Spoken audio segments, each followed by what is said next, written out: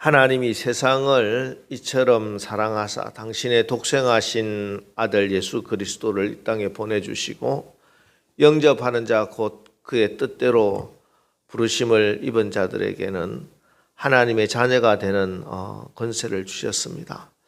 그래서 우리는 다시는 무서워하는 종의 영을 받지 아니하였고 양자의 영을 받았으므로 하나님을 아버지라고 부르게 하시어 나를 아들로 딸로 사랑하시되 끝까지 사랑하시는 줄 믿습니다. 우리가 뭐가 잘나서 자격이 있어서가 아닙니다. 아무 자격이 없는, 아직 죄인 되어서 하나님과 원수된 우리를 그리스도께서 나를 위하여 죽으심으로 하나님께서 나에 대한 사랑을 확정해 주시고 자녀 삼아 주신 것입니다. 이것을 은혜라고 합니다. 이 은혜를 믿음으로 받아 구원받는 것이 복음입니다. 이것이 기독교입니다. 여러분, 이 은혜의 복음보다 더 강력한 것은 없습니다. 이 은혜의 복음보다 더 진실된 것은 없습니다. 하나님께서 이스라엘에 율법을 주셨죠. 그래서 하나님이 주신 율법도 하나님의 의입니다. 불의한 게 아니에요. 자, 그런데 이 율법은 죄의 문제를 해결할 수는 없더라 하는 것입니다. 예를 들면은 이런 겁니다. 우리가 병원에 가서 CT를 찍고 MRI를 찍고 내시경을 하죠. 자, 그러면은 우리에게 어떤 병이 있느냐, 어디에 문제가 있느냐 이렇게 진단이 나옵니다. 그런데 이 CT나 내시경으로 우리의 병이 치료받는 것은 아니죠. 이걸 바탕으로 해서 이게 문제가 있구나 하고 의사 선생님이 수술을 하든지 처방을 하든지 해서 병이 고쳐지는 겁니다. 마찬가지입니다. 하나님께서 율법을 주셨어요. 그래서 우리가 죄인이라는 것을 깨닫게 해주세요. 그리고 하나님이 율법에 한 의를 나타내 주시는 것입니다. 오늘 로마서 3장 21절에 보면은 이제는 율법에 하나님의 한 의가 나타났으니 율법과 선지자들에게 증거를 받은 것이라. 이제 율법과 선지자들에 의해서 증거를 받은 그 문제에 대해서 하나님이 율법 외에 하나님의 의를 가지고 이제 그 문제를 처리해 주시겠다는 것입니다. 여기 율법 외라는 말은 코리스노무라고 하는 헬라어인데요. 율법과 상관없이 율법을 제외하고라는 뜻입니다. 다시 말해서 율법으로는 어렵다함을 받고 구원받을 길이 없는데 이제 율법과 상관없는 완전히 새로운 하나님의 의로 이제 우리를 의롭게 하게 하셨다 하는 말씀입니다. 이 사실을 우리 예수님이 비유로 설명해 주신 것이 마태복음 20장에 나오는 포도원의 품꾼들 비유입니다. 여기 20장에 보면은 마태복음 20장에 보면은 예수님께서 하나님 나라 천국을 설명하시면서 이 포도원 품꾼의 비유를 하십니다. 여기서 먼저 이 비유를 이해하기 위해서 우리가 몇 가지 선 이해가 필요한데요. 예수님 당시에 절대 다수의 사람들은 빈곤층이었어요. 아주 극소수의 부유층만 있었다는 것입니다. 소위 중산층이다 부르는 우리 같은 사람들이에요. 우리 같은 이 중산층은 사실은 산업혁명 이후에나 생깁니다. 그래서 이 비유를 지금 우리의 시각으로 내가 가지고 있는 그런 생각으로 보면 안 돼요. 우리는 지금 냉장고에 일주일치 그런 부식을 넣어놓고 살고 있잖아요. 옷장을 열면은 철 따라 입을 옷이 적어도 한 벌 정도는 다 있습니다. 노후 대비로 연금보험도 들고 있어요. 이런 시각으로 보면은 예수님이 일용할 양식을 주시옵소서 기도하라고 하는 게 무슨 의미인지를 사실은 깨닫지 못하는 거예요. 이해가 안 되고 거부감이 생기는 겁니다. 이 오늘 주시는 이 말씀은 절대 빈곤층이 가지고 있는 그 문제예요. 그들에게 가장 시급한 문제는 당장 오늘 하루에 한 끼야. 일용할 양식, 이게 어떻게 해결되느냐. 이게 없으면요 오늘 굶는 거예요. 온 가족이 사느냐 죽느냐의 문제라니까. 이게 지금 오늘 일당 품꾼이 받는 품삯이 이게 있어야 오늘 우리 집에 사람이 먹고 살 수가 있는 거예요. 생명의 문제라는 것입니다. 이 절박함을 알고 오늘 말씀을 읽어야 돼요. 또 한 가지 20장 1절에 천국은 마치 품꾼을 얻어 포도원에 들여보내려고 이른 아침에 나간 집주인과 같으니, 자 여기에 천국은요 품꾼이 뭐 어떻게 한다고 되는 게 아니에요. 포도원이 어떻게 됐다고 천국이 되는 게 아니에요. 누구와 같다? 집주인과 같다는 거예요. 사실 여기에 우리가 성경을 보면은 포도원 품꾼의 비유 이렇게 적혀 있는데 사실은 맞지 않아요. 우리가 누가복음 15장에 보면은 다 이렇게 바르게 잡아놓는데 뭐 탕자의 비유라고 안 돼 있잖아요. 잃어버린 아들을 찾은 아버지의 비유 이렇게 되죠. 오늘도 사실은 포도원 주인의 비유 이렇게 사실은 맞아. 근데 품꾼의 비유란 뭐 성경에 지금 그렇게 성경 원래 있는 건 아니고 사람들이 적어 놓은 건데, 편집하는 사람들이 적어 놓은 거니까 그대로 일단 지나가고, 어쨌든 중요한 거는 지금 천국은 분명히 예수님이 집주인과 같다는 거야. 천국은 포도원 품꾼이 얼마나 열심히 일하느냐에 따라서 이루어지는 게 아니고, 그 포도원이 얼마나 많은 수확을 내느냐에 따라서 천국이 임하는 게 아니고, 그 포도원 품꾼을 찾아서 이른 아침에 나간 그 주인에 의해서 천국이 주어지는 것이다.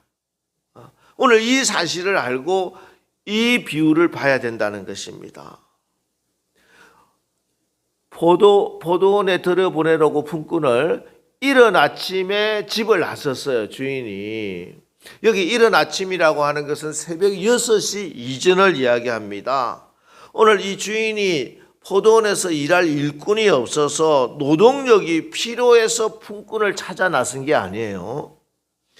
그것 때문에 꼭두 새벽 6시도 되기 전에 나간 게 아닙니다. 성경에 나오는 이 주인 부자는 우리가 생각하는 그 정도가 아닙니다. 우리 성경에 예수님이 말씀하는 청지기를 두고 있는 이 부자는 청지기 한 명에게 5달란트, 현재 우리 돈으로 따지면 30억이에요. 30억을 야 너 이거 한번 장사해봐 하고 줄 수 있는 그런 거부예요. 청지기들도 있어요, 집에. 그죠? 나중에 그 품삯을 나눠주면은 청지기들을 보고 나눠주라니까. 이게 집에 일할 사람이 없어서, 포도원에 일꾼이 없어서 지금 나가서 품꾼을 찾으러 나간 게 아니라는 것이에요. 이미 일할 청지기는 충분히 있습니다. 그리고 만에 하나 그날 너무 일이 많아서, 포도원에 일이 많아서 품꾼이 필요하더라도 주인이 직접 새벽부터 나가지는 않겠죠. 보통 인력시장이라고 하는 게 항상 시내 한가운데 있잖아요. 지금도 마찬가지고. 근데 포도원은 저 시외에 있습니다. 그런데 포도원 주인이 인력시장까지 새벽에, 그 새벽에 새벽 이슬을 맞아가면서 찾아간 거예요. 품꾼을 데려와서 그 포도원에서 일을 시켜서 임금을 주려고 1달란트, 이 생명을 주려고, 이거 없으면 오늘 굶을 사람에게 굶지 않게 하려고, 이 주인의 열심이, 이 주인의 성실함이 오늘 아니면은 온 식구가 굶을 수밖에 없는 이 사람들이 먹을 수 있게 된 거예요. 생명을 얻게 된 겁니다.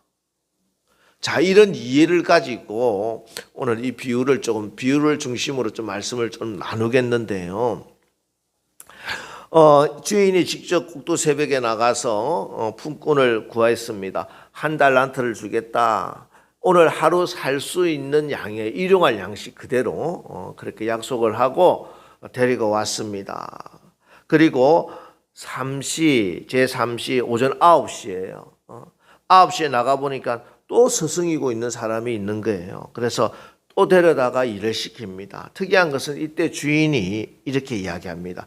마태복음 20장 4절에 보면은 그들에게 이르되 너희도 포도원에 들어가라. 내가 너희에게 상당하게 주리라 하니 그들이 가고, 이 사람들에게 내가 1달란트 주겠다 약속한 게 아니고 상당하게 주겠다 이렇게 이야기했어요. 상당하게는 디카이오스라고 하는 말인데 공정하게 정의롭게라고 하는 말이에요. 자, 여기에 지금 중요한 의미가 있습니다. 주인은 3시간 이상 늦은 사람에게도 공정하게 주겠다. 그러면 우리는 그래. 6시부터 나온 사람이 1달란트면은 한 7, 80% 받게 되겠구나. 이게 우리가 공정이야. 그게 우리의 의예요. 사람의 율법의 의입니다. 그런데 주인은 내가 공정하게 줄게 하고 데려왔어요. 그리고 제6시, 12시에도 나가서 또 3시에, 오후 3시에도 나가 품꾼을 구합니다. 이때는 아예 너 얼마 주겠다 이런 이야기도 없어요. 이제는 품삯에 대해서 주인은 별로 관심도 없어. 이 사람들도 사실은 품삯이 얼마나 될까 이런 생각 없이 그냥 가서 일하는 것만 해도 감사하고 뭔가 주겠지 생각하고 왔어요. 그런데 이제 제11시가 되었어요. 오후 5시입니다. 6시까지 일하는 시간이에요. 팔레스타인은 1시간밖에 안 남았어요. 그때도 나가보니까 사람이 또 있는 거예요. 그래서 주인이 그들에게 왜 당신은 온종일 이렇게 하는 일 없이 빈둥거리고 있어? 이렇게 물으니까 이 사람이 아무도 우리에게 일을 시켜주지 않아서 이러고 있습니다. 이렇게 대답해. 무슨 말이냐면은 이 사람들은 누구도 이 사람을 품꾼으로 쓸 만한 그런 사람이 아니라는 거예요. 품꾼으로 쓰기에는 심각한 결격 사유가 있는 거예요. 몸이 아주 허약하든지 안 그러면은 장애인일 수도 있습니다. 어쨌든 쓸만한 사람들 다 뽑히고 나서 사실 1시간도 남지 않았는데 가다 보면은 벌써 30분 지날 거고 가자마자 옷 갈아입고 그냥 끝나는 거예요. 그런데 누가 이걸 쓰겠어요, 자기를. 그래도 이 사람은 집에 못 가는 거야. 오늘 공치는구나 생각하면서 그래 지금 집에 터덜터덜 가면 오늘 집에 지금 어떻게 하든지 아빠를 기다리고 있는 애들, 남편이 들어오면 혹시라도 먹을 거 혹시 있나 하고 기다리고 있는 그 사람들이, 그 식구들이 굶어야 되는 거예요. 그래서 집에도 못 들어가는 거예요. 여러분, 그 전에 IMF 때 우리 많은 아버지들이 그랬잖아요. 회사에서는 다 정리해고가 됐는데 아침에 출근한다고 나가서 공원에 앉아서 있는 것처럼 그런 상황이란 말이에요. 누구도 자기를 와서 일하라고 데려주는 사람이 없는 사람. 이 사람을 이 주인이 와서 가자, 우리 포도원에 가자, 너도 가자 하고 하는 건 물론 자기 생각에는 임금을 받을 수 있을까 싶기도 하고 혹시라도 조금이라도 주면은 나는 못 먹지만 우리 집에 갓난쟁이가 있으면 그 갓난쟁이에게라도 좀 오늘 죽지 않도록 죽이라도 해줄 수 있지 않을까 하는 마음이 있었을지는 모르겠어. 어쨌든 갔어요. 그런데 1시간이 지났어. 포도원 주인이 청지기를 불러서 자, 오늘 일한 사람들에게 다 품삯을 주시오. 그런데 희한한 거는 이 사람이, 이 주인이 품꾼에게 주는 방식이 우리가 생각하는 것하고 달라요. 20장 8절에 보면은 저물매 포도원 주인이 청지기에게 이르되 품꾼들을 불러 나중에 온 자로부터 시작하여 먼저 온 자까지 싹을 주라 하니. 자, 일꾼들을 불러서 나중에 온 사람부터 시작해서 먼저 온 자까지 싹쓸 주라. 제일 마지막에 온 사람부터 시작해서 처음에 새벽에 온 사람까지 그런 순서로 주라고 하는 거예요. 자, 그러지 않았다면 사실은 나중에 뭐 새벽에 온 사람이 불평을 하고 문제가 일어날 일도 없어. 와서 원래 한 달란트 주기로 했으니까 자, 받아가시오 하면 이 사람 감사합니다. 오늘도 뭐 일할 수 있도록 해주셔서 임금 주셔서 감사합니다고 이렇게 주인에게 은혜를 받았다고 생각하고 갔을 거예요. 그런데 굳이 품삯 지불을 반대로 주라는 거야. 제일 나중에 온 사람. 왜 그러지? 사람들이 생각했을 거 아니에요. 그런데 이 사람한테 진짜 1시간도 일을 못한 사람이에요. 몸이 문제가 있어서 사실은 노동력도 부족한 사람이야. 근데 이 사람한테 덜컥 한 달란트를 주는 거야. 깜짝 놀란 거예요. 이 사람은 당연히 너무너무 감사합니다, 감사합니다, 감사합니다 하면서 아마 눈물을 흘리며 굽신굽신 감사하고 감사했을 거예요. 그런데 다른 사람들은 야, 이게 뭐야 하고 순간 기대감에 부붑니다. 그런데 다음에 오후 3시에 온 사람이 받아야 되잖아. 3시에 온 사람 받는데 똑같이 1달란트를 주는 거야. 이거 뭐 잘못된 것 같은데 싶습니다. 그런데 12시, 9시에 온 사람 똑같이 한 데나리온씩 줍니다. 야, 이거 아니지. 이제 이렇게 슬슬 불평이 나오기 시작합니다. 결정적으로 오늘 새벽부터 나와서 꼬박 12시간을 일한 사람에게 또 한 달란트를 주는 거예요. 그러자 결국 폭발을 합니다. 어떻게? 나는 오늘 새벽부터 나와가지고 찌는 더위 속에서도 종일 수고했는데 왜 마지막에 온 사람하고 똑같이 해주느냐? 이렇게 노사분규가 일어나는 거예요. 자, 여러분 어떻습니까? 여러분 똑같이 생각 드십니까? 우리 정말 그렇지. 하나님이 똑같이 일했으면 똑같이 주고 다르게 일했으면 다르게 줘야지. 이게 공정한 거지. 지금 우리나라도 이 공정이라고 하는 문제가 얼마나 중요한 화두가 됩니까? 그죠? 내가 차별받는다고 생각하니까 막 서로 마음이 안 좋잖아요.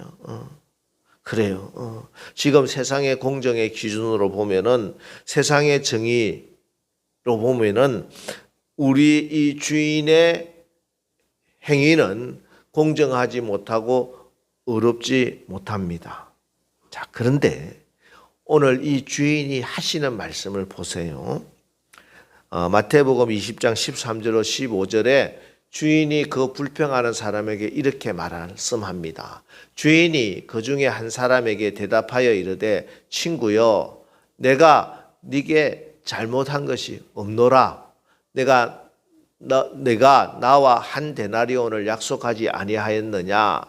내 것이나 가지고 가라. 나중에 온 이 사람에게 너와 같이 주는 것이 내 뜻이니라. 내 것을 가지고 내 뜻대로 할 것이 아니냐. 내가 선함으로 주인이 선하다고 너가 악한 눈으로 나를 째려볼 수가 있느냐. 이렇게 이야기하시는 거예요. 자, 이게 오늘 로마서에서 말씀하는 이제는 율법 외에 하나님의 한 의가 나타났다고 하는 하나님의 의로움입니다. 하나님의 의로움, 율법 외에 우리에게 주신 하나님의 의로움이 뭐냐? 로마서 3장 22절에 곧 예수 그리스도를 믿음으로 말미암아 모든 믿는 자에게 미치는 하나님의 의니 차별이 없느니라. 예수님 믿는 거 하나로 내가 구원해 주겠다. 이것이 오늘 가지고 계신 하나님의 또 다른 의라는 것입니다. 좀 더 구체적으로 23절, 24절에 모든 사람이 죄를 범하였음에 하나님의 영광에 이르지 못하더니 그리스도 예수 안에 있는 성령으로 말미암아 하나님의 은혜로 값 없이 어렵다 하심을 얻은 자가 되었느니라. 이 말씀이라는 거예요. 모든 사람이 죄를 범하였음에 하나님의 영광에 이르지 못합니다. 새벽부터 나온 사람도 사실은 원래 굶어야 될 사람이에요. 그런데 주인이 와서 은혜를 베풀어 주셔서 오늘 그 한 달란트 생명을 얻게 된 것입니다. 하나님의 영광을 보게 된 것입니다. 하나님의 은혜로 된 거예요. 죽을 수밖에 없는, 굶을 수밖에 없는, 제가 말씀드린 거는 이 하루를 굶는다, 일용할 양식이 없다는 것을 단지 우리가 오늘 돈이 좀 수입이 적어서 이렇게 생각하면 안 된다고 말씀했어요. 이거 없으면 굶는 것이고 궁극적으로는 죽는 것이에요. 죽을 수밖에 없는 이 사람이 살아난 것은 자기가 열심히 일한 것 이전에 주인이 새벽부터 와서 그를 뽑아 주셨기 때문에 굶지 않았게 됐다는 거예요. 살아났다는 것입니다. 예수님이 십자가에서 죽으셨기 때문에 우리가 살아난 거예요. 그거를 믿는 믿음으로 우리가 구원받게 되는 것입니다. 그런데 오늘 이 은혜를 받았는데 은혜를 쏟아버리는 사람이 있어요. 잘 들으세요. 은혜를 받았기는 받았는데 그 은혜를 쏟게 되면은 그 주인으로 당신은 왜 이렇게 악합니까? 이렇게 이야기하게 된다. 나를 살려주고 오늘 나에게 하루 우리 식구가 살 수 있도록 해주신 그분에게 왜 당신은 악한 사람입니까? 악한 주인이라고 그렇게 원망하고 불평하게 된다는 것입니다. 여러분, 세상이 복음에 대해서 그렇게 반응을 해요. 예수님의 비유에는 바리새인과 이 유대인들을 이야기하는 것이고, 여러분, 왜 저들은 살려줬는데 오늘 굶고 죽을 수밖에 없는 나를 살려줬는데도 왜 저들은 주인에게 악하다고 이야기해서 주인의 진노를 불러일으켰느냐? 사실 새벽부터 나와 일한 품꾼들 굶을 수밖에 없었잖아요. 그 새벽에 직접 주인이 와서 선택해 준 거잖아요. 너 와서 먼저 일해라. 갈대아 우르에 있는 아브라함을 선택해 주신 거잖아요. 그래서 열방의 하나님의 복의 통로가 되라고 해주신 거잖아요.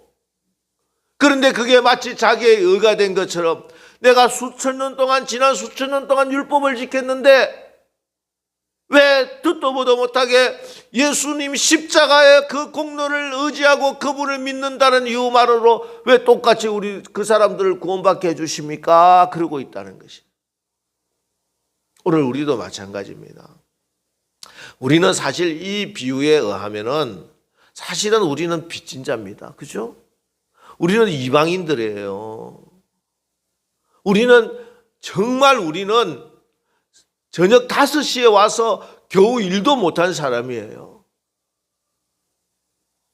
유대인들을 떠나서 초대교회 우리 2000년 전에 우리의 믿음의 선배들, 아니 우리 한국의 선배들에 비해서도 우리는 너무 늦은 사람이에요. 그들이 복음을 위해서 희생하고 애쓰고 한 것에 비하면은 우리는 정말 5시에 와가지고 일 한번 해보지도 못했는데 하나님이 우리에게 은혜를 주시고 한 달란트 주시면서 너도 살아야 되지 않니? 하고 주신 은혜를 입은 사람이 다른 어떤 사람이 아닙니다. 그 5시에 온 사람이 바로 우리라는 거예요. 그런데 마치 우리가 새벽부터 온 사람처럼 그렇게 주인을 원망하고 내가 신앙생활하고 교회 와서 예배하면서도 원망이 그치지 않고 불평이 그치지 않는다면 이게 어찌된 일이냐 하는 것이에요. 왜 그렇습니까? 왜 우리가 은혜를 입었는데 그 은혜를 쏟게 되느냐? 그거는 바로 내가 주인에게 집중하지 않아서 그래요. 주인의 약속에서 내가 눈을 돌려서 그래요. 주인이 말씀합니다. 그죠? 내가 나와 한 데나리온의 약속을 하지 아니하였느냐? 예수 믿고 구원받게 해준다고 하지 않았느냐? 그런데 내 눈이 어디로 가느냐? 나에게 은혜를 베풀어 주신 예수님께로부터 내 관심과 내 집중이 옆에 사람한테 가는 거야. 아, 저 사람은 1시간밖에 일하지 않았는데 왜 나는 이렇게 교회에서 열심히 일하는데 왜 저 사람은 저거밖에 못해? 왜 저 사람들은 저렇게 해? 사람에게 집중하게 되고 다른 사람과 비교하게 되니 그 은혜의 감격과 감사와 기쁨을 잃어버리는 것입니다. 여러분, 오늘 이 말씀은 단지 노동자 품삯 이야기가 아니에요. 죽을 사람이 사는 구원의 이야기고 은혜의 복음이 무엇인지 하는 말씀입니다. 모든 사람이 죄를 범하였으며 하나님의 영광에 이르지 못해요. 율법의 행위로 내가 아무리 열심히 일한다고, 내가 아무리 열심히 일하고 싶다고 천국이 임하는 게 아니야. 알겠어요? 새벽에 와서부터 나를 뽑아주시고 나에게 그 한 달란트 생명을 주신 주인이 아니면은 그 생명은 없는 겁니다. 영원히 하나님의 영광에 이르지 못하고 천국에 들어가지 못하고 지옥 형벌을 받을 수밖에 없습니다. 그런데 하나님의 의로, 정말 하나님의 의로우심으로 하나님의 뜻으로 선하심 하나님으로 인해서 우리가 살아난 겁니다. 그 하나님의 영광을 보는 거예요. 영광에 이르지 못했는데 그 하나님의 영광에 이르는 유일한 길은 오늘 로마서에서 바로 하나님의 은혜로 말미암아 가능하다는 것입니다. 죄로 인해서 하나님의 영광과 단절되어 있었는데 이 죄의 문제를 해결하는 것은 내가 아무리 노력하고 예수고 새벽 6시에 나와서 일한다고 되는 게 아니라 주인이 베풀어 주시는 그 은혜로 하나님의 영광에 이르게 된다 하는 말씀입니다. 여러분, 우리가 하는 일 중요하죠. 그죠? 하지만 예수님이 우리를 위해서 해주신 일만큼 중요할 수는 없어요. 복음은 내가 예수님을 위해서 뭘 할까 하는 게 아니라 예수님이 나를 위해 모든 것을 다 이루셨다 하는 것을 인정하는 거예요. 그래서 주님만 의지하는 거예요. 그래서 내 상황이 환경이 어떻다 하더라도 내 마음에 하나님이 주시는 평강이 감사가 기쁨이 넘치게 되는 겁니다. 여러분, 어둠의 세력 사단이 가장 두려워하는 것은 우리 가운데 빛 대신 하나님의 영광이 임하는 거예요. 그러면 사단은 떠나갈 수밖에 없어요. 그 하나님의 영광이 우리 가운데 임하면 사단은 한 걸음으로 왔다 7걸음으로 떠나갑니다. 어떤 어두움도 빛이 오는 순간 떠나갈 수밖에 없어요. 그 하나님의 영광. 그래서 사단은 세상을 살아가는 것, 심지어 신앙생활을 하는 것도 하나님의 은혜가 아닌 다른 것으로 노력으로 열심으로 그렇게 살아가고 신앙생활을 하라고 계속적으로 부추깁니다. 그렇게 해서 우리의 삶을 도둑질하고 죽이고 멸망시키는 겁니다.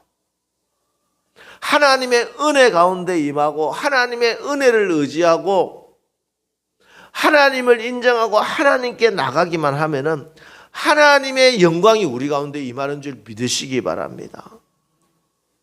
하나님의 은혜를 누리며 사는 이것이 하나님의 영광이 임하는 승리하며 사는 유일한 길입니다. 여러분, 이 세상에서 가장 큰 능력은 하나님의 은혜예요. 하나님의 은혜요. 죽을 수밖에 없어도 하나님의 은혜가 임하면 살아나는 겁니다. 망할 수밖에 없어도 하나님의 은혜가 임하면은 다시 일어서게 되는 줄 믿으시기 바랍니다. 이 하나님의 은혜보다 더 공의로운 것은 이 세상에 없어요. 이 하나님의 은혜가 유일한 해답입니다. 여러분, 하나님의 은혜를 구하십시오. 내게 베푸신 그 하나님의 은혜를 깨달아지시기를 바랍니다. 그럼 우리는 감사합니다. 기쁨이 넘칩니다. 편안합니다. 사단이 우리를 어떻게 할 방법이 없어요. 사단은 항상 우리에게 불평, 원망을 통해서 역사합니다. 하나님은 우리에게 기쁨과 감사를 주시는 분이에요. 원망, 불평을 이기는 길은 하나님이 주신 은혜를 힘입어 기뻐하고 감사할 때 이루어지는 겁니다. 이번 한 주간 하나님의 은혜를 구하십시오. 하나님의 은혜 보좌에 담대히 나가시기 바랍니다. 자격이 없어요. 그래요. 자격이 없어. 저 같은 것이 아무도 나를 인정해 주지 않고 저녁 5시가 되도록 나를 뽑지 않는, 누구도 나를 생각하지도 않는 나를 우리 하나님은 기억하시고 불러주셨어요. 아무도 돌보지도 않았던, 눈도 여기지 않았던 이 대한민국을 하나님이 눈여겨보시고 저녁 5시에 우리나라를 불러주셨어요. 저와 여러분을 불러주셨어요. 은혜를 쏟지 맙시다. 은혜 가운데 살아가시기 바랍니다. 그래서 하나님의 영광을 보고 하나님의 영광이 임해서 악한 사단 마귀가 한 걸음으로 왔다 7걸음으로 떠나가는 역사를 이번 한 주간도 체험하시고 그 하나님을 간증하고 자랑하는 우리 남설교회 되시기를 주님의 이름으로 축원합니다.